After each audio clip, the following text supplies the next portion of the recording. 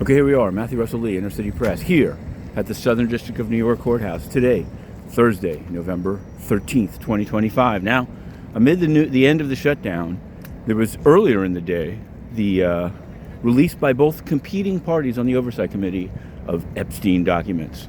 3 by the Democrats, at least initially, 20,000 by the Republicans, but it's very hard to search, although there is now a way to do it. So, but beyond that, here's the question. Here at the Southern District of New York, this year, there have been lawsuits filed against Bank of America and Bank of New York Mellon for their enabling of Jeffrey Epstein.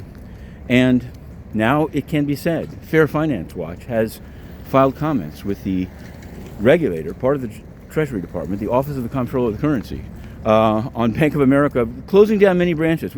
There was TD is one thing, but Bank of America, with its Epstein connections and other problems, including some loans to First Brand. But the main connection here we're saying is this may be the first bank regulatory filing of its kind. One of the branch closings is in a very poor part of Georgia.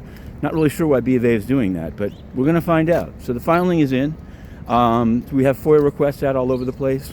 Check it out. Check it out. Yesterday we covered the post-verdict hearing in the Sudan BNP Paribas case. The plaintiff's lawyers are in somewhat of disarray. The lead lawyer that started the case back in 2016 is being accused of unethical behavior. But she was in court and she said nothing is proved, and the plaintiffs want me to continue. The trial counsel turns out to have been just a hired gun. Judge Hellerstein said he thought the trial counsel was good. He also, and this is significant as to BNP, they have this high-powered lawyer who lost the trial, by the way, Barry Burke. Maybe it was an unwinnable case given BNP's incredible intertwining with Omar al-Bashir. But yesterday he was shot down by Hellerstein, who said, "You're just basically fighting against a verdict that your client doesn't like, and you're trying anything you can, and none of this tainted the trial, and I encourage you to settle the other 23,000 cases." So that's why this was a bellwether trial. Nobody knows quite what the liability of BNP is going to be for that, and I think it is extensive. And we're covering it. We wrote the book. It's called Banking on Dictators. It was temporarily offline because our book about Ghislaine Maximum Maxwell, was taken down, deemed offensive, and then reinstated after some advocacy, although the ebook is still off. Threads still banning, still disappearing, even the censorship alert about that. This is today's the United States. All right. Speaking of which, we're covering Habeas petitions as well.